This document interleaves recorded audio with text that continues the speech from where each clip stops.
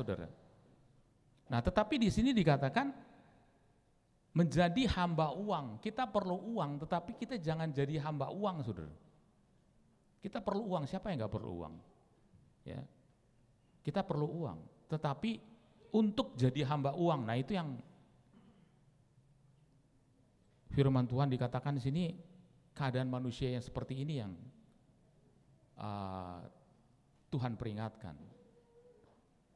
Nah, saudara yang kasih dalam nama Yesus, Yudas itu salah satu murid Yesus. Salah satu dari antara 12 murid Yesus. Saudara bisa bayangkan nggak, Yudas itu tiap hari ketemu Yesus, tiap hari dengar khotbahnya Yesus, tiap hari lihat mujizatnya Yesus. Pertanyaannya, kenapa kok dia bisa jatuh dengan 30 keping perak?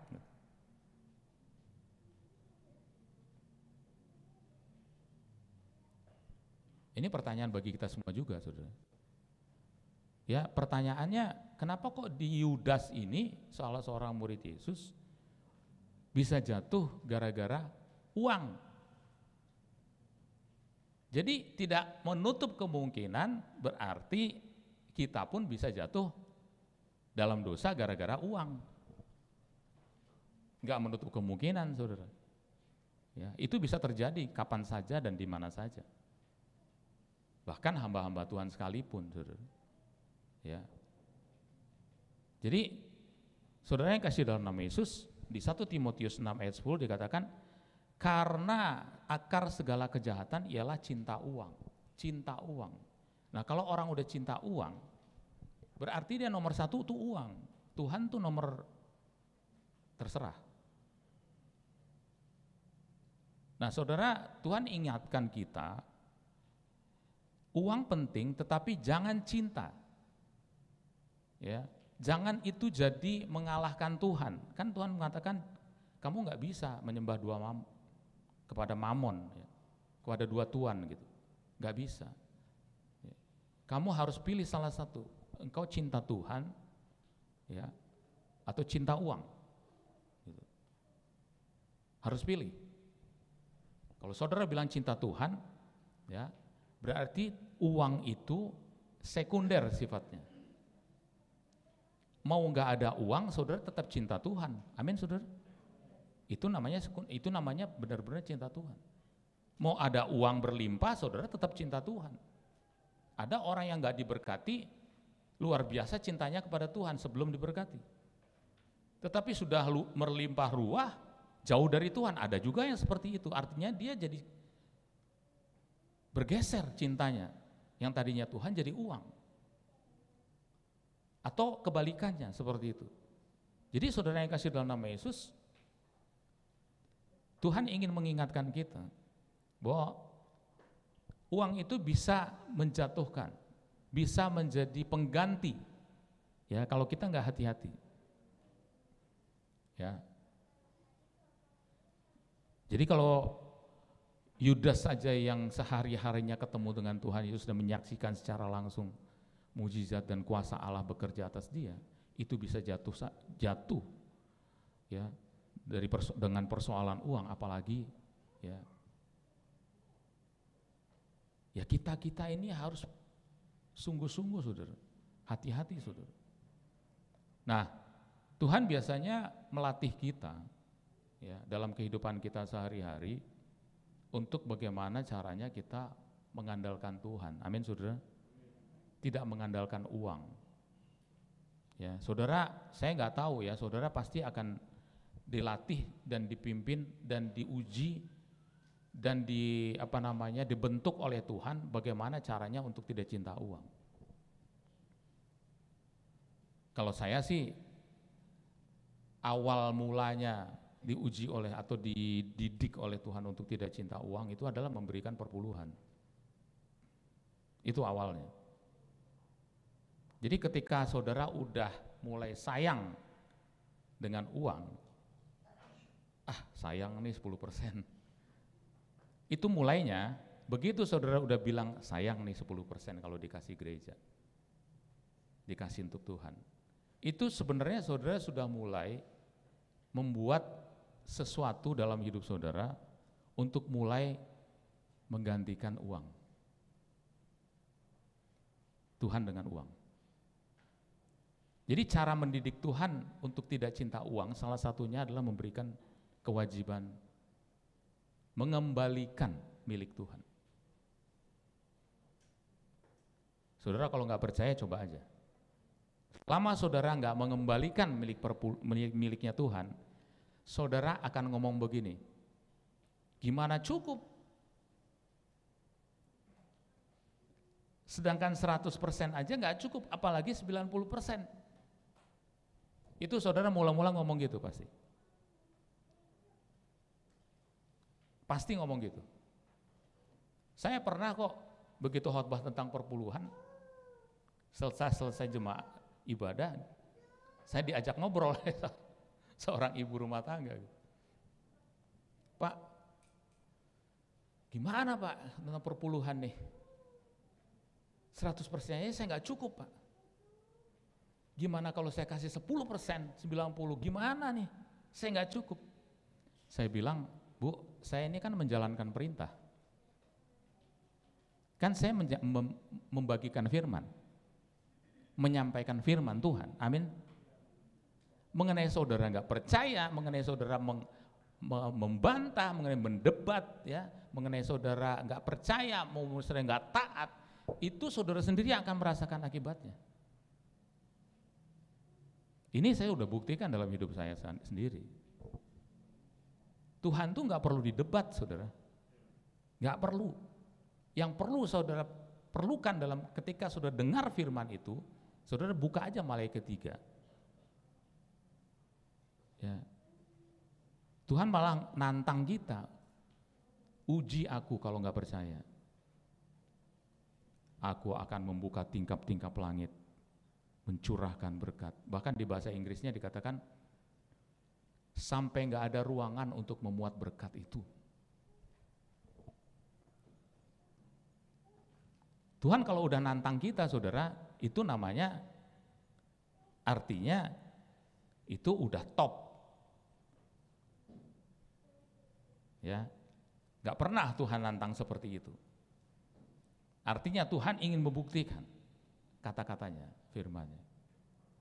Dan saya udah merasakan dalam hidup saya, ketika saya taati aja, taat aja deh.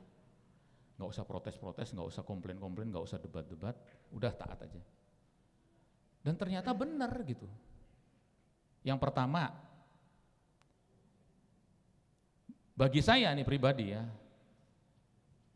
saya bisa mengalahkan yang namanya cinta uang itu.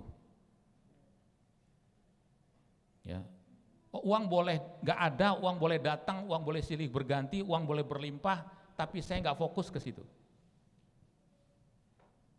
Tapi saya hanya fokus kepada Tuhan.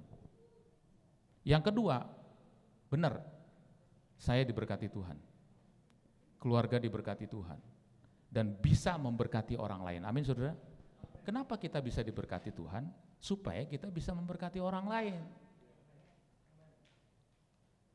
Kalau kita nggak diberkati Tuhan, gimana bisa memberkati orang lain, saudara? Ini dalam konteks materi ya, belum lagi dalam konteks banyak hal yang rohani, ya, damai sejahtera, sukacita, kasih, kesabaran, kemurahan, kebaikan, kesetiaan, kelemah lembutan, penguasaan, itu juga berlimpah supaya kita bisa melimpahkan juga kepada orang lain, saudara. Itu juga kita perlu melimpah. Jadi saudara yang kasih dalam nama Yesus, Tuhan ingatkan kita, akhir zaman ini bolehlah, ya, anggaplah dunia ini tunduk sama uang lah, anggaplah. Tapi kita enggak, saudara. Ya, kita tetap, Tuhan itu nomor satu yang bisa mengatur segala sesuatunya. Amin, saudara. Bisa ngatur segala sesuatunya. Ya. Dia adalah sumber, saudara. Ya, sumber apapun, saudara mau sebut sumber apa? Sumber damai sejahtera, sumber sukacita, sumber kemakmuran, sumber kesehatan, sumber kesembuhan, sumber mujizat, sumber apapun. Dia sumbernya. Mari kita datang kepada sumber itu, amin, saudara. Itu yang penting. Yang lainnya bisa hilang, uang bisa hilang, apapun tuh bisa hilang. Tetapi sumber itu nggak akan pernah hilang selama-lamanya. Haleluya. Next. Nah, kemudian yang keempat, pada akhir zaman ini manusia nggak tahu bersyukur. Banyak yang nggak tahu bersyukur. Saudara, di 1 Korintus 10 ayat 10 sampai 11 dikatakan, janganlah bersungut-sungut seperti yang dilakukan oleh beberapa orang dari mereka, maksudnya bangsa Israel. Sehingga mereka dibinasakan oleh malaikat maut. Semuanya ini telah menimpa mereka sebagai contoh dan dituliskan untuk menjadi peringatan bagi kita. Bangsa Israel ini, saudara, bangsa yang gak pernah, yang gak bisa bersyukur walaupun sudah ditolong oleh Tuhan. Dilepaskan dari Mesir. Waktu mereka menjadi budak Mesir, teriak-teriak minta tolong sama Tuhan. Tolong kami, menderita kami di sini. Didengar sama Tuhan, Dia utus Musa untuk membebaskan bangsa itu. Walaupun di situ ada Firaun. Saudara, saya mau kasih tahu ya,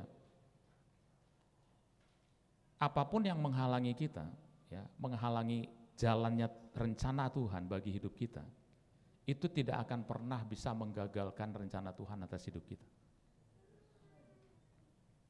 Kalau Tuhan mau membebaskan bangsa Mesir, sehebat-hebatnya Firaun, gak akan pernah bisa. Ya, tidak akan pernah bisa. Sebenarnya Tuhan gampang aja kalau bikin satu tulah Firaun tuh habis gitu, bisa saja. Tapi kan Tuhan ingin mendidik juga Musa, ingin mendidik juga bangsa Israel sampai 10 tulah. Dia turunkan kepada Firaun, pada Mesir itu, baru kemudian bangsa itu bebas. Apa sih susahnya bagi Tuhan untuk istilahnya dengan tangannya diginiin Firaun tuh habis? Gak susah. Tapi Dia ingin mendidik Musa, di dalam pengutusannya kepada Musa, hadapi itu Firaun. Bawa bangsa itu. Musa kan gak bisa apa-apa. Tuhan, gimana kalau nanti bangsa Israel gak dengar suara saya? Udah, pokoknya kamu maju. Tuhan, gimana nanti kalau Firaun gak mau membebaskan bangsa Israel? Tenang aja, ada aku. Sampai 10 tulah. Tulah yang terakhir, anak sulung di tanah Mesir itu mati semuanya, kecuali anak sulung keluarga-keluarga Israel di mana ada darah anak domba di pintu rumahnya, itu enggak mati anak sulungnya. Disitulah mereka baru tunduk, ngakuin Tuhannya bangsa Israel. Bahkan mereka menyuruh, pergi, kalau kalian enggak pergi, kami mati semua. Itu, saudara, kuasa Tuhan.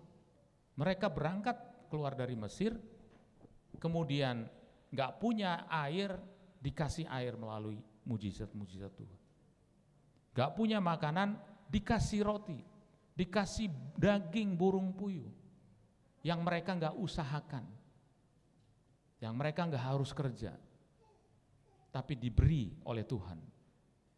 Tapi itu pun sering bersungut-sungut. Ya, saudara tahu sungut-sungut yang terakhir sehingga mengakibatkan Musa gak sampai masuk ke dalam tanah Kanaan. Saudara, ini kalau menurut saya sih, orang yang mengorbankan pemimpinnya itu ya bangsa Israel ini. Gara-gara bangsa Israel sungut-sungut, maka Musa ngamuk juga. Akhirnya gak tahan emosinya, saudara, gak ada keluar air.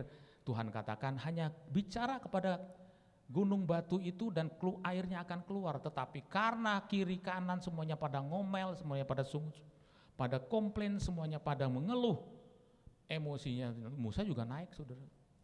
Saudara, pemimpin juga manusia. Bisa juga naik darahnya, saudara. Hati-hati. Ya, Musa juga naik darah. Ini langsung dipukulnya gitu. Yang tidak sesuai dengan kehendak firman Tuhan. Tapi air tetap keluar. Saudara, artinya apa? Tuhan tetap mengasihi bangsa ini. Amin, saudara. Walaupun caranya salah. Saudara bisa bayangin kalau waktu dipukul itu Tuhan marah juga, air nggak keluar, mati semua tuh bangsa. Tapi akibatnya Musa yang salah, pemimpinnya. Kamu nggak berkenan, nggak boleh masuk. Akhirnya digantikan oleh Yosua. Saudara bisa bayangkan orang yang nggak bersyukur, akibatnya apa? Saudara mau berbahagia, amin saudara? Kan semua orang mau berbahagia. Saya mau kasih tahu rahasianya orang berbahagia, hanya satu, bersyukur. Saudara nggak punya motor, saudara hanya berjalan kaki, tapi saudara, ku mau selalu bersyukur. Saudara jalan dari rumah, selalu bersyukur, sampai di gereja. Nggak ada ngeluh saudara. Tapi bahagia, benar nggak?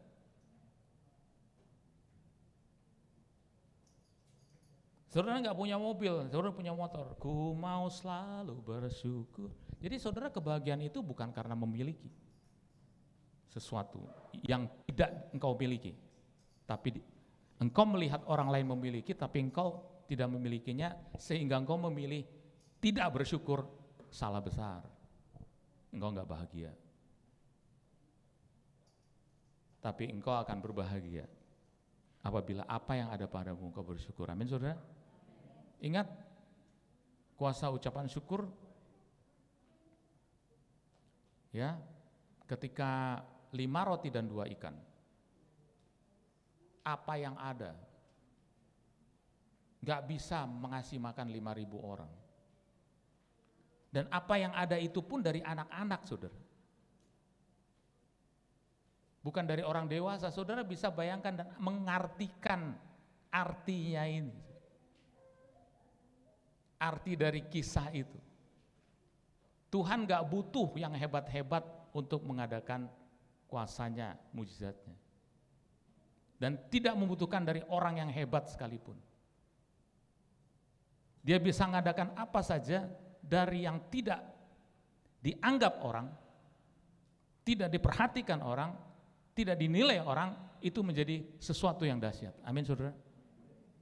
Ketika di tangan Tuhan 5 roti dan 2 ikan itu barulah terjadi mujizat. Sebelum di tangan Tuhan tetap 5 roti dan 2 ikan. Nggak jadi apa-apa. Ketika di tangan Tuhan dan dia mulai bersyukur, terima kasih ada 5 roti dan 2 ikan. Terima kasih adanya ini. Saudara mulai bersyukur di keluarga saudara, terima kasih adanya ini Tuhan, terima kasih. Bersyukurlah, amin saudara. Adanya anak ini, adanya suami ini, adanya istri yang seperti ini. Saudara mulai bersyukur, taruh di tangan Tuhan. Amin saudara. Tuhan akan mengubah itu menjadi mujizat.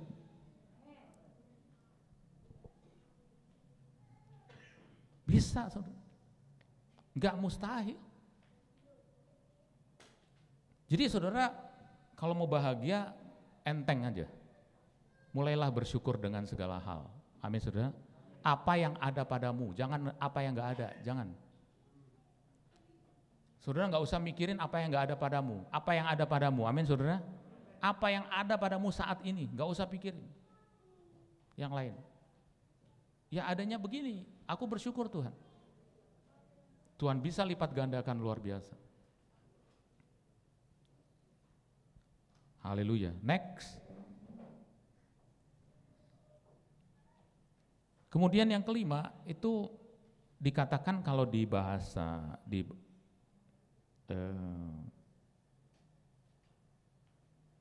ayat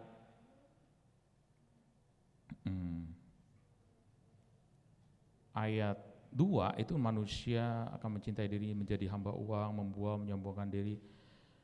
memfitnah, berontak terhadap orang tua, tidak tahu berterima kasih, tidak mempedulikan agama. Nah, tidak mempedulikan agama ini bahasa aslinya tuh tidak mau hidup kudus. Ya. Tidak mau hidup dalam kekudusan. Padahal di Ibrani 12 ayat 14 dikatakan, berusahalah hidup damai dengan semua orang dan kejarlah kekudusan. Sebab tanpa kekudusan tidak seorang pun akan melihat Tuhan. Amin, saudara. Saudara, saya mau ngasih tahu ya, nilai kita itu ada di dalam kekudusan kita. Amin, saudara.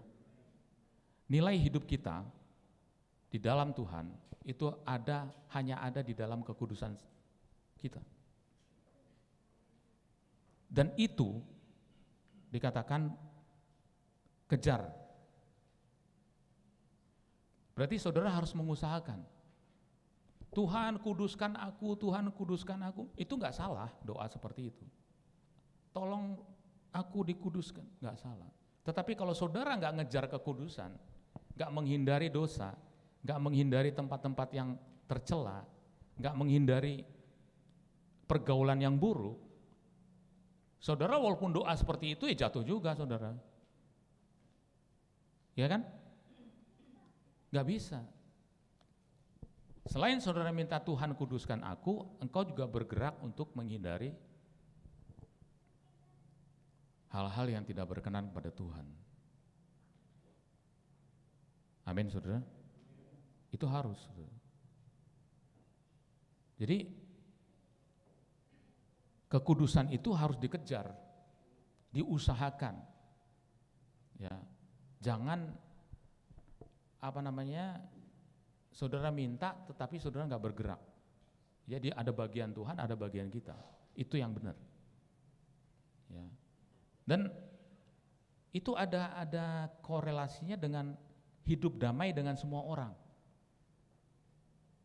Jadi kekudusan itu bukan untuk diri sendiri saja, saudara. Saudara egois, saudara eksklusif, sekudus, saudara nggak perhatikan orang, enggak. Saudara tinggal di sesuatu tempat nggak berhubungan dengan orang lain, enggak juga. Saudara nggak lagi ke pasar, nggak lagi ke tempat-tempat, nggak begitu juga gitu. Ya, tetap ya ibarat ikan laut, walaupun di air garam, tapi rasanya kok nggak asin. Hanya ikan asin lah yang asin. Ikan asin kan sesudah diasinkan, benar gak? Sebelum diasinkan mana asin dia? Coba saudara ambil ikan laut yang dari laut garam itu, saudara rasa dagingnya langsung gak asin. Itu hanya asin kalau udah diasinin, jadilah ikan asin. Anehnya, kenapa dia di laut tapi gak asin? Nah, saudara pikir sendirilah itu. Capek juga mikirnya. Itulah ajaib. Maksud saya begitu loh. Kita hidup di tengah dunia yang berdosa nih. Kan kiri kanan kita nih kan dunia nih, ya kan? Tapi kita nggak masuk di dalamnya, nggak ikut gitu loh. Amin, saudara. Walaupun ya cara-cara dunia, ya kiri kanan kita tipu-tipu lain. Wah, semua deh pokoknya.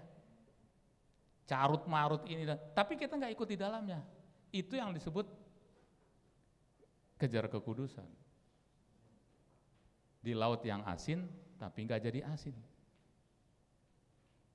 Sebenarnya Tuhan ngasih ilustrasi yang luar biasa juga. Saya sampai sekarang nggak bisa jawab pertanyaan itu. Kok bisa gitu? Luar biasa. Ya. Nah, jadi saudara yang kasih dalam nama Yesus, nah ini kita diperingatkan. Ini Ya kita udah tahulah dunia ini seperti apa, ya kan? Tetapi kita jangan ikuti cara itu, kan Roma 12 ayat 2, janganlah kamu serupa dengan dunia ini. Serupa itu maksudnya cara-caranya ngikutin, pola-polanya, paradigmanya, pokoknya bentuk-bentuknya, itu jangan diikutin. Ya.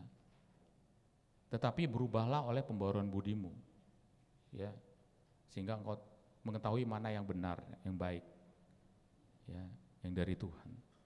Next, yang keenam, nah ini kasih menjadi dingin, ya, tidak tahu mengasihi, 2 Timotius 3 ayat 3. Padahal Matius 24 ayat 11, dan karena makin bertambahnya kedurhakaan, maka kasih kebanyakan orang akan menjadi dingin. Saudara, terus terang ya, yang mempertahankan kita untuk bisa melayani Tuhan, untuk bisa melayani orang, untuk bisa melakukan apa saja, ya, untuk jiwa-jiwa, itu salah satunya kasih Tuhan. Amin, saudara. Karena kita mengasihi jiwa-jiwa, karena kita berbelas kasihan kepada setiap orang, karena kita mengasihi Tuhan, karena kita mengasihi jiwa-jiwa, ya. Dan di 1 Yohanes 4 ayat 20 dikatakan, jikalau seorang berkata, aku mengasihi Allah, dan ia membenci saudaranya, maka ia adalah pendusta. Karena barang siapa tidak mengasihi saudaranya yang dilihatnya, tidak mungkin mengasihi Allah yang tidak dilihatnya. Saudara, ini terus terang mengkoreksi kita. Kita kadang-kadang, aku mengasihimu Tuhan, aku mengasihimu Tuhan. Tapi kita kadang-kadang yang kita lihat aja, orang tua, pemimpin, saudara-saudara, kita kadang-kadang bisa membenci mereka, teman-teman. Aneh juga ya. Jadi benar juga ini firman Tuhan ini. Gimana bisa mengasihi Tuhan kalau yang mengasihi yang dilihat aja nggak bisa? Amin, saudara. Mari kita mengasihi orang-orang yang di sekitar kita. Itu artinya engkau mengasihi Tuhan. Amin. Bukan sebaliknya. Bila engkau bisa mengasihi orang-orang di sekitarmu, artinya engkau pasti mengasihi Tuhan. Bukan sebaliknya, engkau mengasihi Tuhan, ya, tapi engkau nggak bisa mengasihi sesamamu manusia. Itu aneh, ya. Kasih Tuhan ada padamu, tetapi engkau tidak bisa mengasihi orang lain. Buktinya apa? Buktinya adalah ketika engkau bisa mengasihi orang lain, berarti kasih Tuhan ada padamu. Next. Ya, ini tadi sudah tidak hidup kudus. Nah, next, yang terakhir. Ya, ini lanjut saja. Nah, apa yang harus kita lakukan? Yang pertama, saudara, terus terang, kenapa Roh Kudus dicurahkan?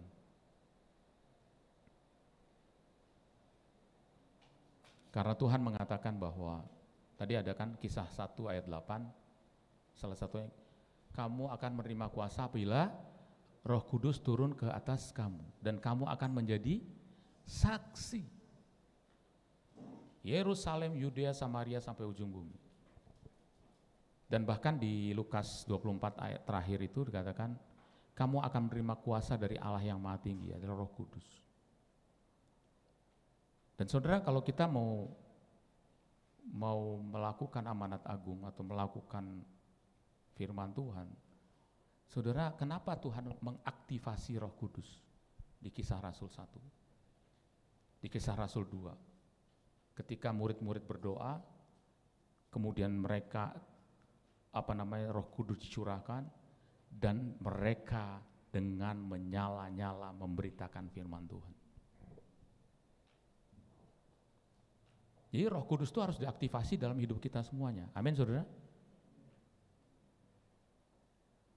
Roh Kudus itu memberdayakan kita sehingga kita berani menyatakan kebenaran, berani memberitakan firman, bisa melakukan kehendak Tuhan, bisa berbelas kasihan kepada orang lain. Pokoknya apa yang kita tidak mampu, Roh Kudus bisa mampukan kita. Amin, saudara. Makanya penuhlah kita dengan Roh Kudus. Aktivasi. Roh Kudus ada dalam hidup kita sehari-hari, tetapi banyak orang yang gak sadar bahwa Roh Kudus itu penolong kita dalam kelemahan-kelemahan kita. Amin, saudara. Kelemahan kita ini banyak banget. yang disebutkan tadi, kondisi manusia pada akhir zaman. Jadi kalau kita tidak penuh dengan Roh Kudus, maka kita nggak bisa mengatasi kelemahan-kelemahan kita. Makanya Yesus itu tahu betul kelemahan kita ketika ditinggalkan naik ke surga. Kita baru-baru ini memperingatinya. Bakalan nggak mampu nih murid-murid untuk menjalankan amanat agung, untuk menjalankan kebenaran, untuk hidup kudus, untuk hidup dalam kasih, memberitakan firman. Kecuali kalau engkau menerima kuasa Roh Kudus. Amin, saudara. Kecuali itu. Maka minta, penuhi aku dengan Roh Kudus. Ya. Maksudku ialah hiduplah oleh Roh, maka kamu tidak akan menuruti keinginan daging. Bahkan keinginan daging, hawa nafsu kita itu, ketika Roh Kudus menguasai kita, maka kita bisa menekannya, bahkan mematikannya. Ya, yang sering akan muncul, ya, emosi kita, kedagingan kita, bibit-bibit, ya, dosa itu dimatikan, sehingga benar-benar tidak ada dosa lagi, tidak ada keinginan dosa lagi, itu nggak ada. Itu harus ada pada kita. Next, yang kedua adalah dipimpin oleh Roh Kudus. Jadi setelah penuh dengan Roh Kudus, dipimpin. Kehendakmu lah yang jadi Roh Kudus. Roh Kudus, aku mau kemana? Apa yang harus kuputuskan? Saudara kan hidup ini keputusan. Saudara mau beli rumah, saudara memberi tanah, saudara mau bekerja, saudara mau cari jodoh, saudara mau apa saja dalam hidup ini. Kan saudara punya pilihan. Tuhan, Roh Kudus tolong aku. Mana yang harus kuputuskan sesuai dengan kehendak-Mu. Kalau belum Tuhan putuskan, jangan maju, saudara. Biarkan Tuhan, karena timing-timingnya Tuhan itu biasanya benar dan baik. Amin, saudara. Itu yang terbaik bagi kita. Jangan mencoba timingnya kita, biasanya salah. Itu yang saya coba pelajari setiap hari, saudara. Biarlah keputusan Tuhan yang terbaik. Tuhan mau milih mana? Tuhan mau aku memilih yang mana? Ya, itu biasanya Tuhan akan berikan. Next, yang terakhir. Nah, iman bertumbuh dalam penganiayaan dan dalam bacaan kitab suci. Yang 2 Timotius 3 ayat 14, tetap berpegang pada kebenaran supaya kita bisa mengatasi keadaan manusia pada akhir zaman ini. Jangan lari dari kitab suci, dari firman Tuhan. Amin, saudara. Jangan, saudara, firman Allah atau Alkitab ini atau tulisan, ya, dikatakan yang diilhamkan Allah bermanfaat untuk mengajar, menyatakan kesalahan, memperbaiki kelakuan, mendidik orang dalam kebenaran, sehingga dengan demikian tiap orang punya kepunyaan Allah diperlengkapi untuk setiap perbuatan baik. Saudara, kita ini harus diajar terus. Makanya kita harus baca firman Tuhan setiap hari, saudara. Kemudian menyatakan kesalahan, ya, supaya kita hidup lurus. Kemudian memperbaiki kelakuan. Oh, ternyata kelakuan saya nggak bagus. Ya, itu diperbaiki oleh ketika kita mendengar firman Tuhan, mendidik orang dalam kebenaran. Jadi saudara yang kasih dalam nama Yesus, kita mau hadir di dunia ini yang semakin, ya, masuk ke dalam kondisi akhir zaman yang seperti yang sudah disebutkan tadi. Apa yang harus kita lakukan untuk kita bisa menang? Yang pertama adalah tetap penuh dengan Roh Kudus. Amin, saudara. Dan mau dipimpin, jangan mau-maunya kita. Ya, kebanyakan mau-maunya kita. Oh, aku mau ini, oh, aku mau ini. Nggak tanya Tuhan. Yosua nggak tanya Tuhan, kalah. Daud nggak tanya Tuhan, kalah. Saul nggak tanya Tuhan, rohnya hilang. Ya. Dan ketiga, tetap pegang kebenaran firman Tuhan. Maka saya percaya, mau apa kek dunia ini, saudara, mau kondisinya seperti parah apapun, saya yakin kita tetap teguh berdiri di dalam Kristus Yesus. Amin, saudara. Dan pasti orang akan melihat itu. Amin. dan orang pasti akan mengikuti apa yang kita ikuti, yaitu Yesus. Tuhan Yesus berkati kita. Haleluya. Kita naikkan satu pujian.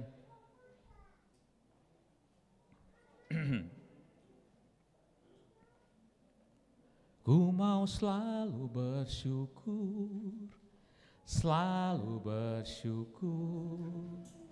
Kau Tuhan yang setia, yang selalu menopang. Ku mau selalu bersyukur, selalu bersyukur. Kau Bapa-Ku yang setia. Mau selalu bersyukur, selalu bersyukur. Kau Tuhan yang setia, yang selalu menopang. Ku mau selalu bersyukur, selalu bersyukur. Kau Bapa-Ku yang setia. Ku mau selalu bersyukur, selalu bersyukur.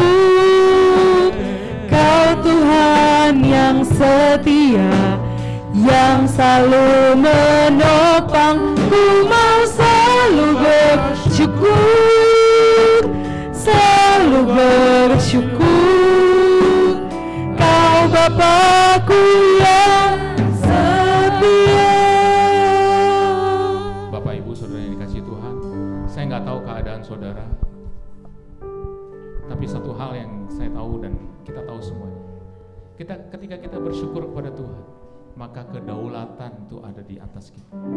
Kedaulatan Tuhan yang memimpin kita.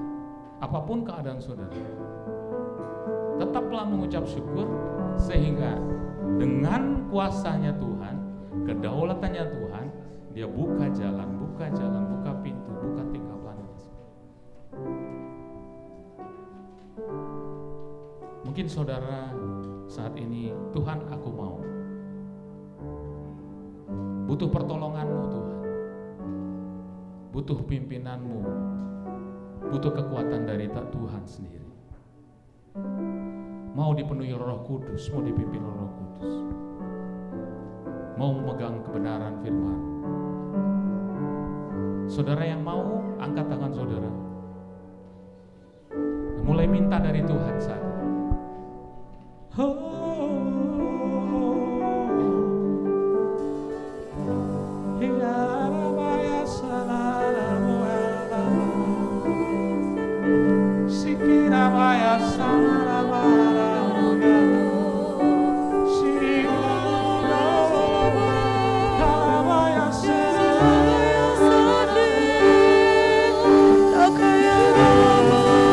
Curahkan Tuhan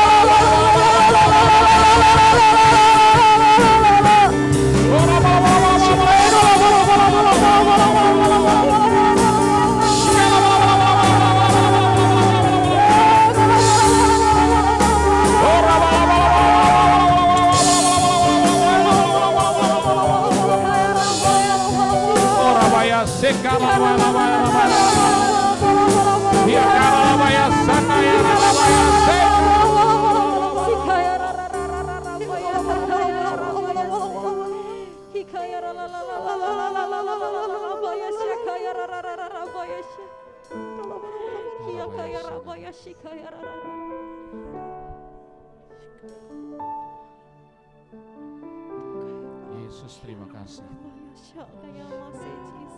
Terima kasih Bapak. Engkau sendiri yang menjamah melawat setiap pribadi lepas pribadi di tempat ini.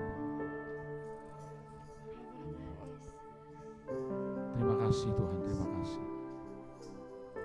Nyatakan terus Tuhan Yesus kuasa dan kemuliaan-Mu atas setiap kami yang ada di tempat ini. Terima kasih Tuhan Yesus. Engkau berkati Tuhan Yesus jemaat-Mu yang di tempat ini. Dan tetap Tuhan Yesus tidak berubah, memegang Tuhan, memegang kebenaran, hidup di dalam kekudusan. Terima kasih Tuhan, Roh Kudus ambil alih hamba-hamba-Mu yang ada di tempat ini, juga gembala, ibu gembala, bahkan keluarganya Kau berkati. Terima kasih Tuhan Yesus, dalam kasih setia Tuhan menyertai semua. Nama Tuhan dimuliakan. Segala pujian, hormat, kemuliaan bagi nama Tuhan Yesus Kristus. Haleluya. Sama-sama kita katakan. Amin.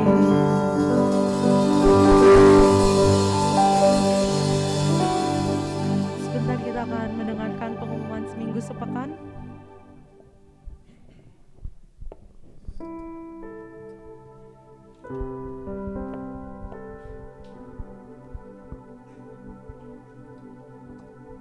Ya, shalom semuanya.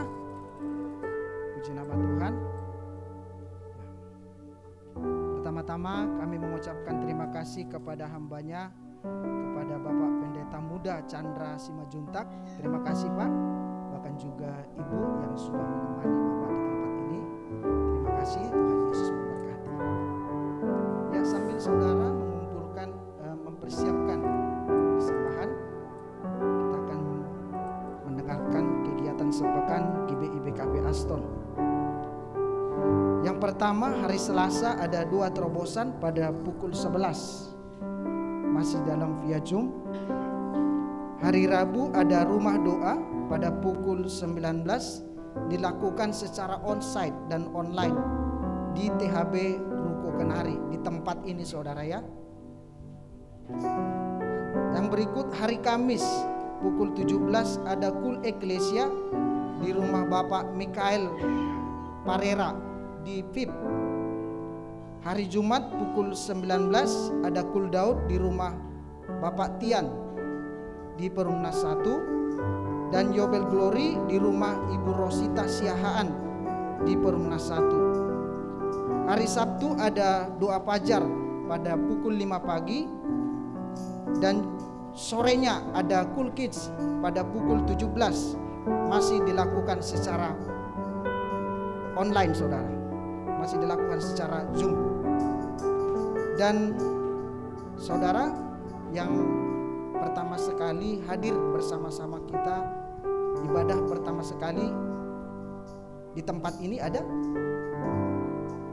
ya, saya mengajak saudara, Bapak Ibu yang baru pertama sekali hadir bersama-sama di tempat ini, kami mengajak saudara untuk boleh hadir kembali lagi di tanggal 5 Juni di hari Minggu ini, tetap di Ruko Kenari sore hari, dan ibadah kita hanya 1 kali saja pada pukul 16 sampai dengan 17.30 dan disertai dengan perjamuan kudus.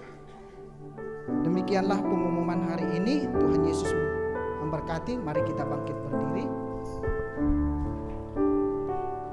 Mari kita angkat persembahan kita. Bapa kami yang bertata di dalam kerajaan surga, terima kasih Tuhan. Pada sore hari ini kami diberkati oleh kebenaran firman-Mu. Biarlah firman-Mu ini boleh bertumbuh, berakar, bahkan berbuah yang manis dan lebat Tuhan, sehingga buah ini boleh dilihat orang lain Tuhan, karena di dalam hidup kami ada karakter Kristus yang tercermin. Kami mengangkat persembahan kami ya Tuhan. Biarlah kiranya Kau sucikan, kuduskan persembahan ini, supaya bisa memperlebar kerajaan-Mu di tempat ini ya Bapa. Hanya di dalam nama Tuhan Yesus kami berdoa dan mengucap syukur. Haleluya. Amin.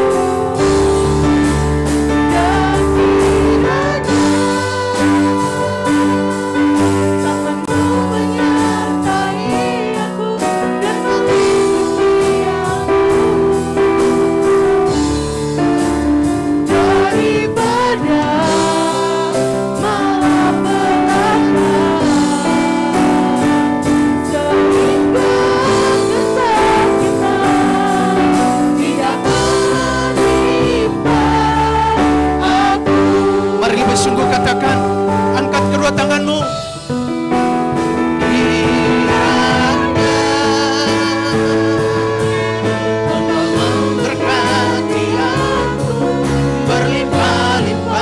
Diberkatilah hidupmu, rumah tanggamu, suami istri, anak-anakmu, usaha ladang pekerjaanmu diperluas oleh Tuhan. Gairahku dan kiranya tanganmu menyertai, tangan Tuhan menyertai, tangan yang perkasa melindungimu daripada malapetaka, sehingga kesakitan tidak menimpa aku, sehingga kesakitan tidak menimpa aku, sehingga kesakitan tidak menimpa aku.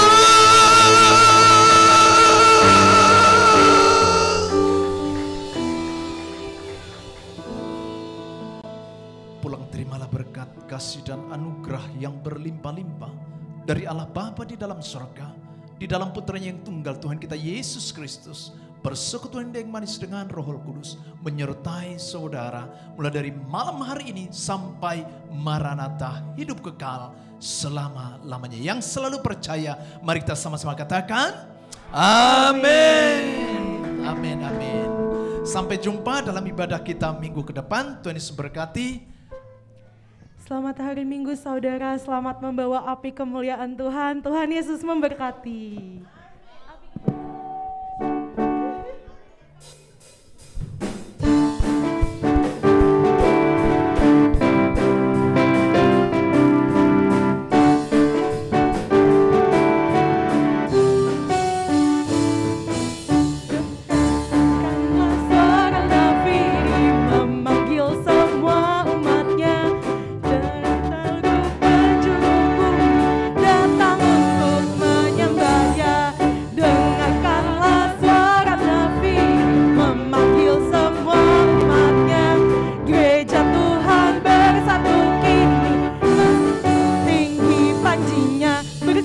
Maju janganlah lengah, Yesus panglima